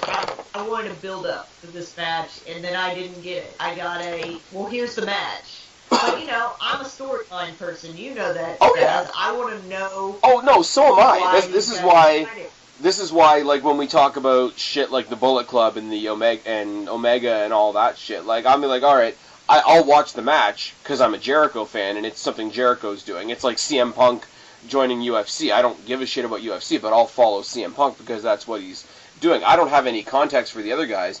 I get it. I get the value of story. You need context to get invested. I'm saying within a company where you know everybody, so everybody already has their own context, there's certain matches, in my opinion, that don't really need a story for me to be invested in, as long as we're in the WWE sort of bubble and we're dealing with people that I already know, because individually they already have their own context. My example, right now, coming out of the men's Survivor Series match, if we go on to the Royal Rumble and we get a one-off, one-on-one match between Triple H and Bobby Roode, I don't care what the story is, because that's going to be a fucking fantastic match. And it's just the first example I pull off the top of my head, but like, I don't know, John Cena, Samoa Joe. I don't need a story there, because that's going to be fantastic. If Austin Aries was still in the company, Austin Aries, Cedric Alexander. I get what you're saying, but I think there's exceptions. Anyways, moving on. I have the Usos winning at 4. Did we lose Guapo? Did we? Guapo! Guapo's dead, everyone. What? I'm sorry. Nope, he's still here. No, I'm here. Sorry, apologize. Usos versus the Bar. It's not just the Bar. This is the Bar. You fucked that up. Yep. The Bar. Number 5. Alright. Guapo is throwing numbers against the wall. This match was one of those where I was like, oh shit, I have like too many Raw people winning. Fuck it, Usos, I have the same thing. Usos 5, sorry. Jesus Christ, you're asleep. Pretty much. I look at this match and, like, I'm almost glad that they put the Shield into something else, because these 4 guys, I look at this match and the first thing I think of is somebody's gonna get hurt in this match. Because Usos the way they are now are kind of like, Street Fighter sort of, like, shady type fighters, and, like, Sheamus has already lost 2 teeth in a fight this year. I'd almost put money on. You need to suck it up, man. I've been up since 5:30. I've been up since 5. Ooh, you got 30 minutes less sleep than me. Yes. I work outside, dude. Suck it up. I'd like to take this moment to thank my suck it up. I'd like to thank my co-hosts for recording with me 2 days early to take into account my scheduling issues later in the week. You guys are awesome. Ridiculous o'clock in the morning. Yeah. Okay, it's later up here for me than it is for you by like an hour, so. Yeah. Suck it up, Guapo. It's also not ridiculous o'clock in the morning, it's ridiculous o'clock at night. Yeah, it's ridiculous o'clock in the morning for me. Yeah. We still have 30 minutes of ridiculous o'clock at night. Let's keep this boat going. Alright, next. so Usos. Little side bet between the 3 of us. Does somebody get hurt in this match? Yes. Alright. Yes. So there's no points involved. I'm just putting a yes on all 3. Probably Uso. Okay, I'm actually going to talk about the Raw men's match first. Okay. Shane I was pretty flip floppy on this one until last Raw. Triple H coming in kind of tips the scales a little. Yeah. I'm sorry. Like, even if you take Angle out of the equation, I'm sorry. As much as I respect him, take Finn Balor out of the equation. You've got Triple H, Samoa Joe, and Braun Strowman on one team. Braun! And Shane tried to fight Strowman on SmackDown. Oh, God. with his little T-Rex punches.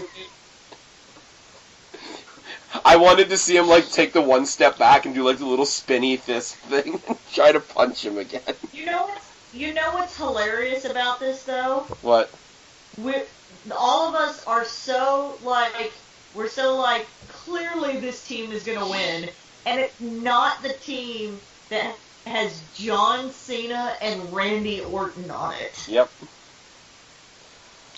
I think what's going to happen with this is shenanigans. John Cena's starting to reach the Jericho part of his career, though, so you can't even really say that. See, for this main match, I see shenanigans on both sides happening. Oh, for sure. Oh yeah, this is going to be the match that's overbooked to hell. Because yes. You're going to get so much shenanigans. You're going to get fuckery from Stephanie McMahon. I think there will be some fuckery from.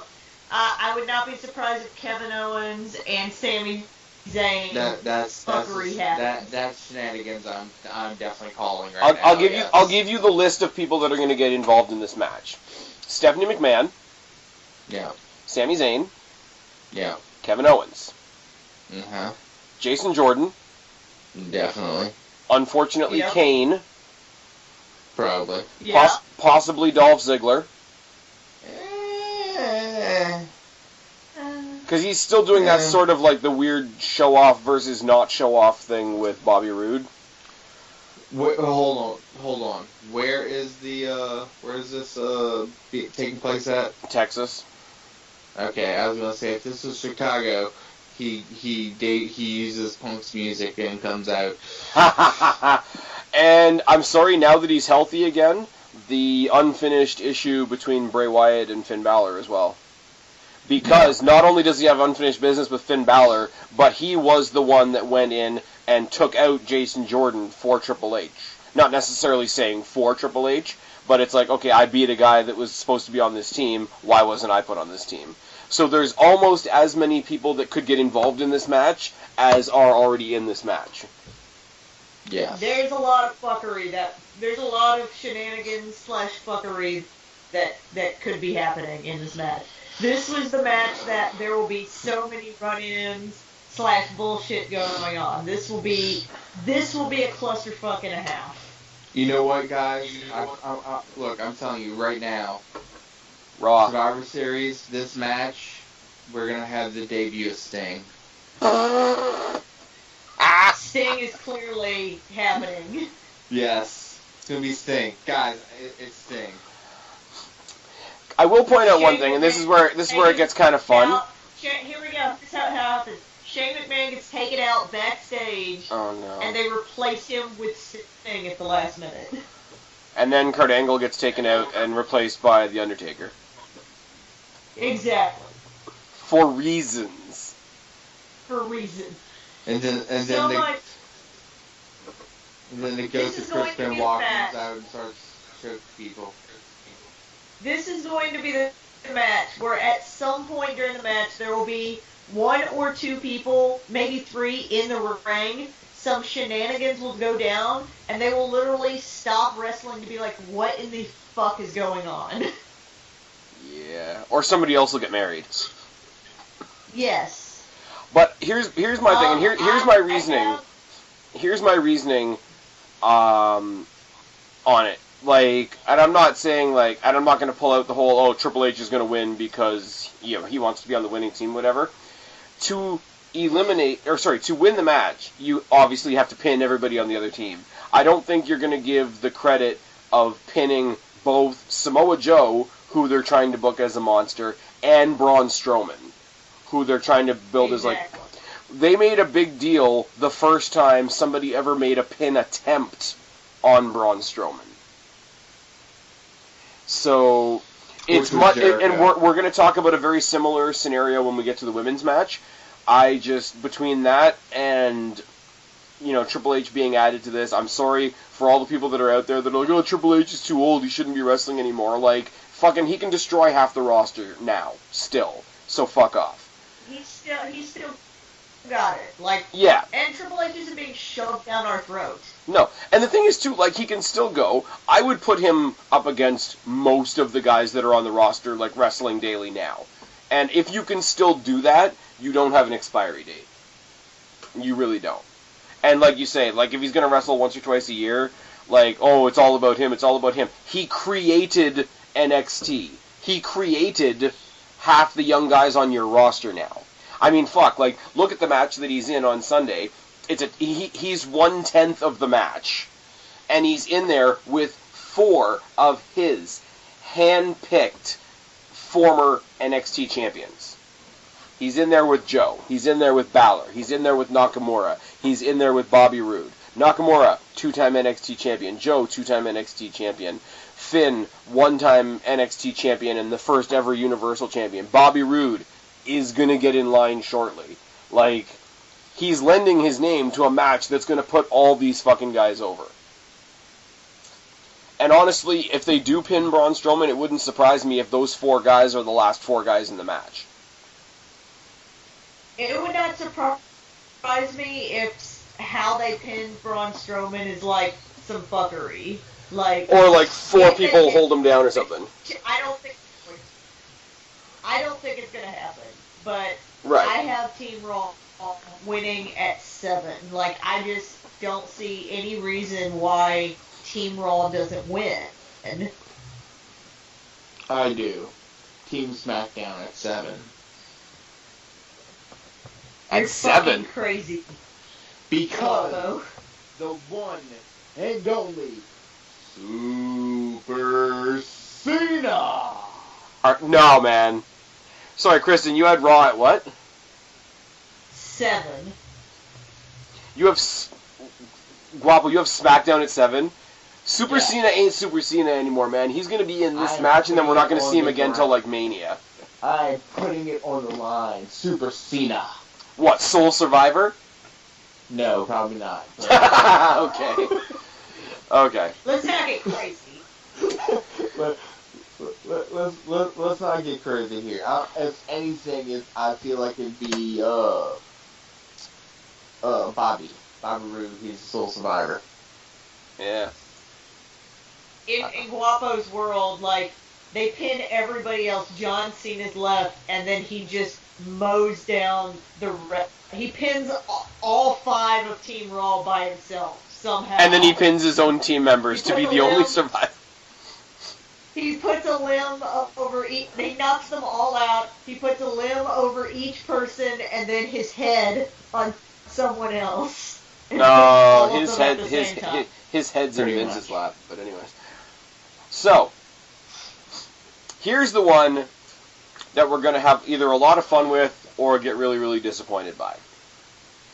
The SmackDown vs. Raw 5-on-5 women's match, which pits Bayley, unfortunately, Nia Jax, Captain Alicia Fox, Asuka, and Sasha Banks versus Tamina Snuka, Carmella, Captain Becky Lynch, unfortunately Naomi, and what would have been Charlotte, but is now to be announced.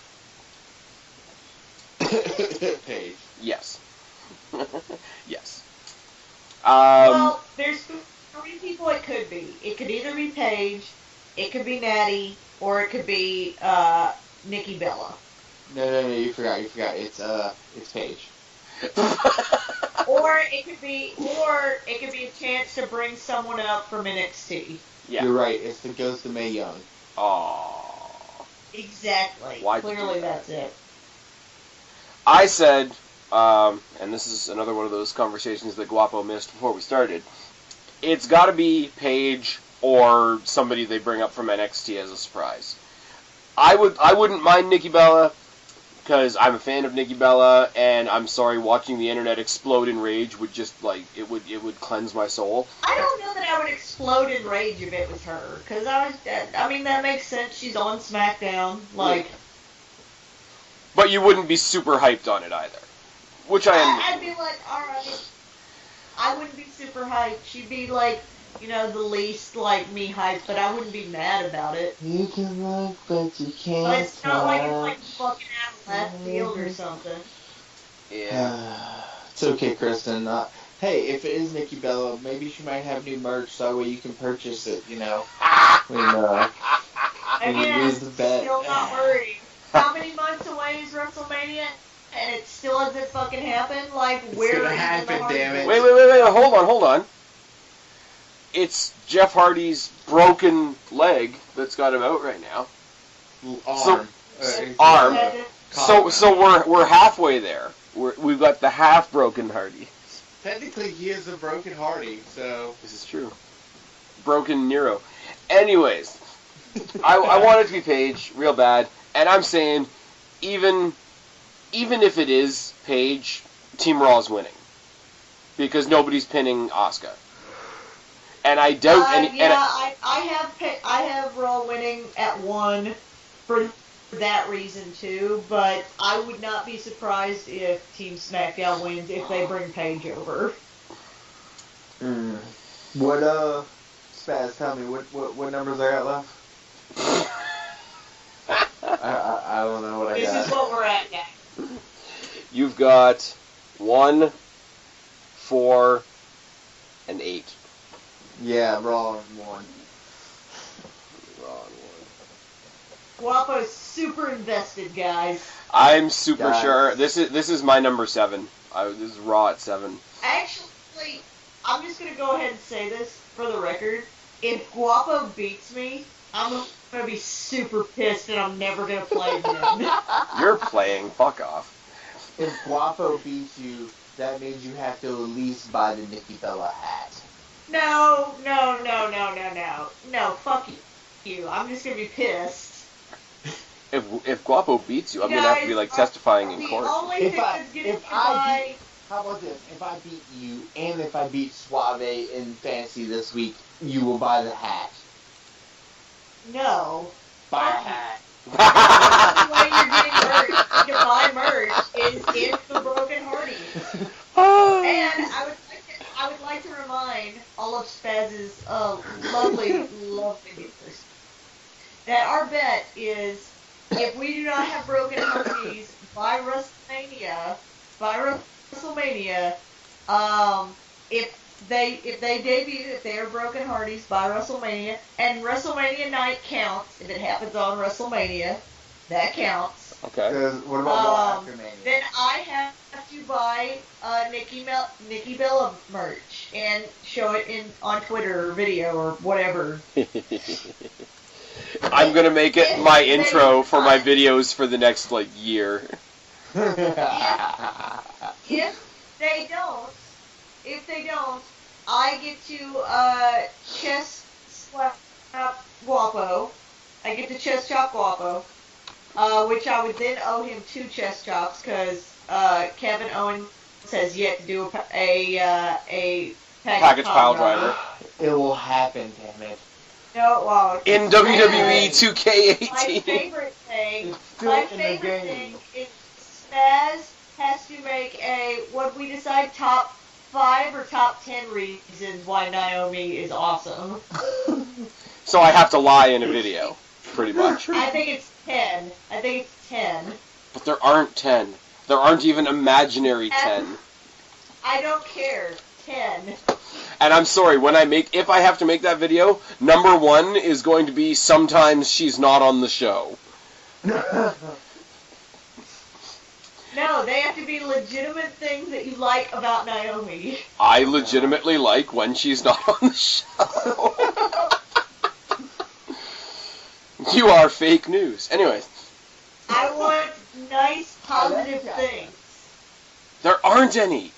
I'm not a liar. I don't care. Suck it up. Make it happen. Nice, positive things.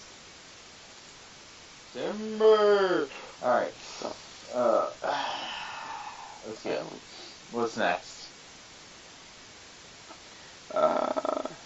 Don't know. We have 2 matches left. Yes, we do. Oh. Obviously, we know what the main event is going to be, but before that, talk about. Wait, will that be the main event, or would what we just talked about be the main, or not the women's, but the men's? I don't think Clearly, the women's 5-on-5 is going to be the main event. so. I wouldn't mind. Obviously. I wouldn't mind. If it featured like a bunch of injuries, and for like some reason we get like Paige and AJ and like Lita back, then it could be the main event. Where the fuck was I? That's my main event. Yeah, for real. It's my main event too. Hey. Substituting for Asuka, Liv Morgan. By the way, Spaz, Huh? Guapo is going on a Salami Slunker tour.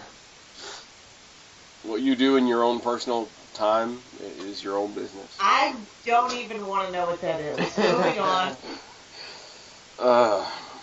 Anyways, so I'm kind of the most excited about this match, and I can't even really put my finger on why, because it just got thrown together literally in the past 2 weeks. Shield versus New Day has the potential. I think it'll be great. It's going to be fucking amazing.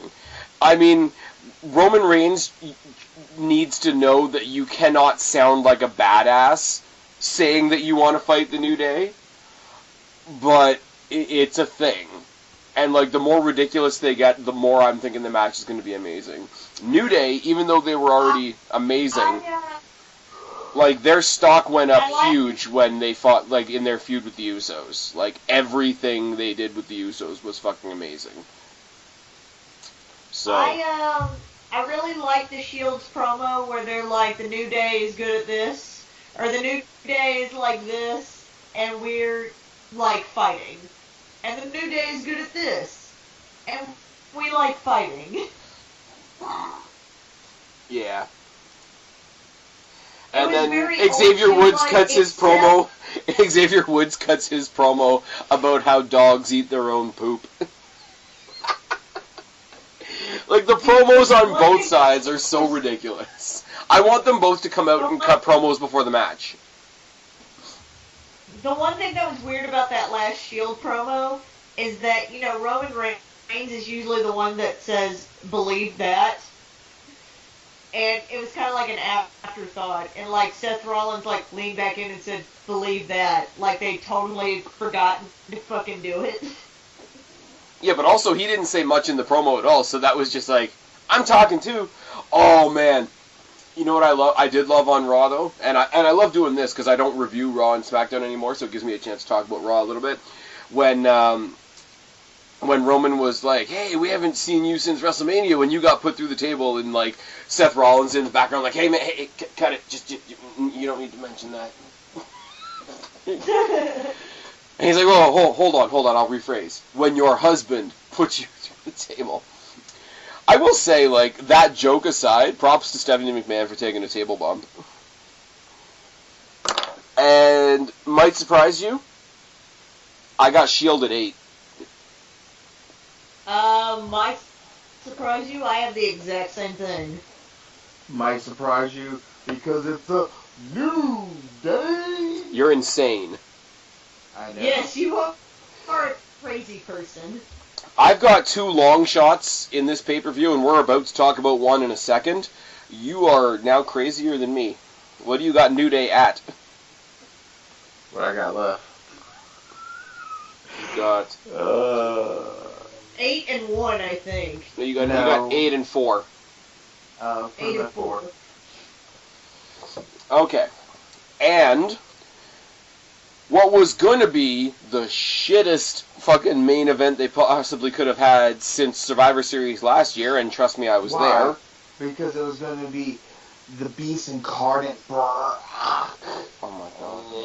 Lesnar We're doing this. versus the modern day Maharaja Jinder Mahal. But instead, But now take Styles, so it's better. it's the phenomenal one, AJ Styles. Who's gonna win? This is another match Yes. where I think some shenanigans, some fuckery might happen. I don't know. I think WWE, because there's not really any repercussions from this either way, right?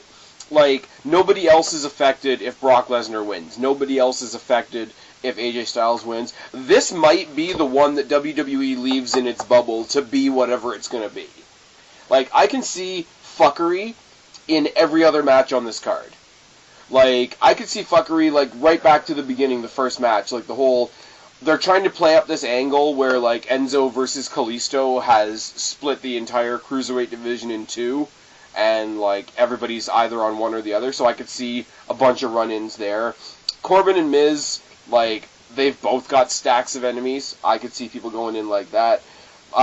Bliss versus Charlotte, same. Usos and the New Day, Usos and the Bar, maybe not so much fuckery. The Elimination men's match, we listed off. There's about 10 people that could get involved in that. The Raw women's match, you've got built-in fuckery because we've got a mystery opponent. Shield versus New Day is going to have some goofiness in it, but not necessarily some extra involvement. I think you get Styles and Lesnar. I think it's because people responded to it so much. I think this is one of those ones, if WWE plays their cards right, that they'll just let it be whatever it is. And if that's the case... Go ahead. No, I'm just saying, if that's the case, I gotta take my hat off to them, first of all, and second of all, it could potentially be a great match. On a side note, complete off topic, I am disappointed in myself and Guapo for whenever we said there was a mystery partner that we didn't go. Clearly, it's going to be Sting. Clearly, Sting's going to be in the 5-on-5 women's match. I'm just saying. Well, because it's the women's match, it wasn't going to be Sting. If anything, it would have been Stardust. Clearly, it's going to be Sting. That's our thing, Guapo. Every time it's a mystery opponent, clearly it's going to be Sting. Okay, it'll be the in-ring debut of Mrs. Borden. Mrs. Borden. There we go. Now Guapo's back on board. Santina Marella. Oh my god, No, why? never again. I don't know, Tyler Breeze spends enough of his time in drag these days. Jesus Christ. I want to know whose wives Breezango fucked to get the booking they're getting right now. I'm just saying. Anyways, Brock Lesnar versus AJ Styles. Yep. I still think there could be some fuckery from the modern day Maharaja and his crew. But I hope there is. If this is not the main event, if they decide that Styles versus Lesnar is not the main event, I could see that. If they put this in the main event and they fuck it up with Jinder Mahal, people are going to take a shit all over that, and they're going to leave pissed off. And, not the kind of pissed off that you're supposed to be. Yeah. I don't know. Placement is going to be a factor in that one. Because if it's not the main event, then yes, I could see that. If it's the main event and they do that, they're morons.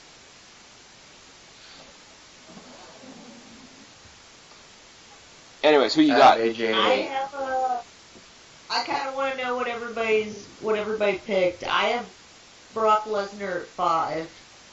AJ at 8. You've got Styles at 8. Yeah. Well, that's the only number he has left. Yeah, but I figured if it was going to be 8, it would have been Lesnar. No, AJ, motherfucker. Guapo's got some picks. Damn right, Guapo got some If picks. I lose to Guapo, I'm going to be so upset. I'm just saying, if I predict this thing dead spot on, yeah. I'm gonna go buy me a lottery ticket. Well, okay, I gotta say, Guapo, you got some stiff picks here. The SmackDown men's team The New Day over The Shield and Styles over Lesnar. I mean, I'm picking Styles over Lesnar, but it's my number one. So, yeah, that is a thing that is happening. If Guapo beats me, I'm going to be so mad. If Guapo beats you, that's going to supersede either of us winning the Hardy bet. If Guapo beats you, you must change your Twitter handle to Broken Black Cat Freeline. No. Do a different thing and maybe I'll agree. Do a different thing.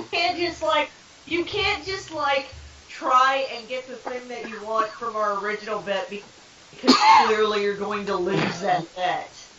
Okay? He's clearly going to lose on Sunday too. Take a different thing and maybe I'll say yes. Alright. So, I don't know. I will say, for a whole weekend full of matches that don't really have any stories behind any of them, I'm expecting a lot of fucking good wrestling out of this weekend. I will say, though, I have to check something real quick, so speak amongst yourselves for a minute. Kristen, if I win, you need to buy a ticket for ROH Supercard.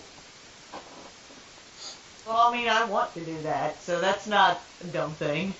Well, you have to buy, the seat next to me. But I'm broke. It's $30. Okay, well, I want to do that anyway, so pick something more humiliating. More humiliating? Okay. Yeah, that's not humiliating. I want that. Fine. If I win, if I win, you must walk with Elias. Yes. You must post on Twitter that you wish to walk with Elias. Okay. Done. With a video. I want to walk with broken Elias. What kind of video? You whoa, know what? Whoa, as long as it's whoa, not whoa. Huh? It can't be fucking lewd, but yes. If you beat me, yeah, I don't want to do anything fucking sexually suggestive, okay? That's fucking... God knows. This is wrestling. That's weird.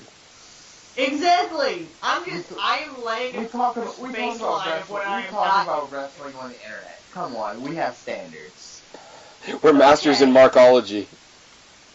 No, even right. better. Yeah. No, you must post on Twitter that Eva Marie was your favorite WWE women's wrestler. Fine. Done. Well, at least she was better than Naomi. I don't know about that, but... Let's not get crazy. Hey, now. Alright. Done. I will do that if you beat me this week. Okay. Alright. Are you two finished? No, this is just for Survivor Series. Just for Survivor Series, because we're both picking in the dark on the other one. If you beat me in this Survivor Series one, then yes, I will post that on Twitter. Alright.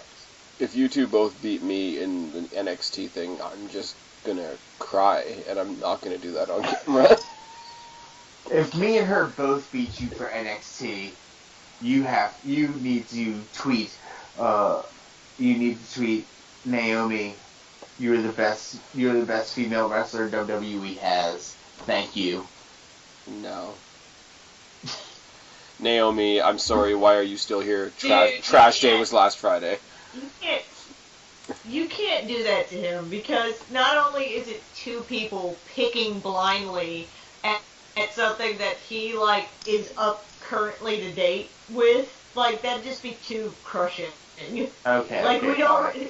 You'd already be sad. Yeah, okay. I was gonna say, won't you just take the moral victory of, guessing better than I'm actually predicting? Anyways, I think we're done, because Spaz is gonna fall the fuck asleep. Same. Alright, tell them where to find your doobly-doo.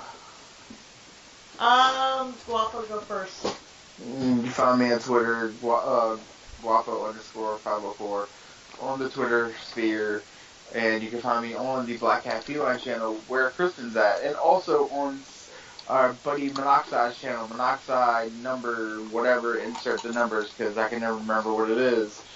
Links will be down in a doobly-doo. We haven't put a video on each in God knows how long because we suck. Monoxide thing is probably the most likely to come back. Yes. We just need his laptop to start working. Yes. Guys, I'm Kristen, clearly. Wait, you are? You can find me on Twitter. I know, it's amazing. Wow. I didn't know it. I figured it out about halfway through the show. I'm sorry. No, hold on. I'm sorry. Start that again. Hello. Go ahead. Yeah, start that again. Yeah. You want me to say the exact same shit? Okay. I'm Kristen.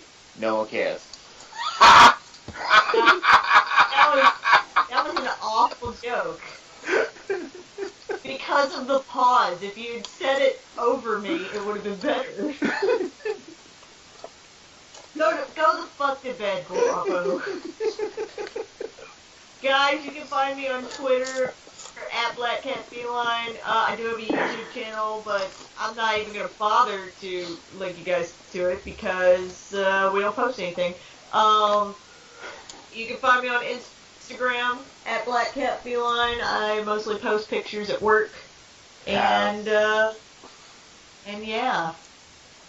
And pretty shit. I post pictures of pretty shit on the Instagram. That's all I got. Alright, and before I sign off, I will give you guys a little bit of a teaser, only because if you're still listening at this point, then God bless you, you need a hug and a cookie. You guys know I'm going on vacation in December. I'm going to be doing my Q&A next week. It's going to be the last Ask the Phoenix for the year. It's going to be the November edition. It's going to be the week after Survivor Series, after all this fun stuff we've talked about is over. Then I am off for the month of December. But Kristen has agreed. Guapo's going to agree after we get offline and tell him what's going on. Oh, no, I agree to it. We have a special video coming out for you guys at some point over the course of December.